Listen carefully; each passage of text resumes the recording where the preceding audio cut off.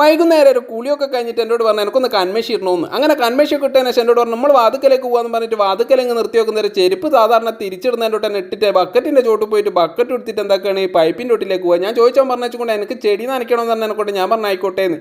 എങ്ങനെയൊക്കെയോ അതിൻ്റെ മുകളിൽ കയറിയിട്ട് ബക്കറ്റ് പിടിച്ച് നോക്കുന്നേരം അങ്ങ് പൊന്തുന്നില്ല കേട്ടോ. അങ്ങനെയല്ല എന്താ ചെയ്യുന്നത് വെച്ചാൽ പാട്ടയിൽ വെള്ളം ബക്കറ്റിലേക്ക് ഇങ്ങനെ പാരുക. പാർന്നു കഴിഞ്ഞപ്പോൾ ഞാൻ ചോദിച്ചാൽ ഇത് കൊണ്ടുപോകാൻ പൊന്തെന്ന് വെച്ചാൽ പറഞ്ഞു അതൊക്കെ ഞാൻ പൊന്തിച്ചോളൂ എന്ന് പറഞ്ഞ് നേരെ ചെടീൻ്റെ ചോട്ട് പോയി ടീമിലൊക്കെ ഉണ്ട് നന്നായിട്ട് പാരുന്നു. അന്നേരം ഉമ്മ പറയുന്നത് ഞാൻ റേഷൻ പീടിയെ പോയിട്ട് വരുന്നതെന്ന് പറയുമ്പോഴത്തേക്ക് അതും അവിടെ ഇട്ട് വെച്ചിട്ട് നേരെ ഉമ്മാൻ്റെ അടുത്ത് ഓടിട്ടോ. അങ്ങനെ ആ സഞ്ചിയൊക്കെ പിടിച്ചിട്ട് പോവുക. മുമ്പ് റേഷൻ പീടിയിലേക്ക് പോകാമെന്ന് പറഞ്ഞിട്ട് ഇങ്ങനെ പോയിക്കൊണ്ടിരിക്കുക. ഉമ്മാൻ്റെ കൂടെ തന്നെ പോയത്.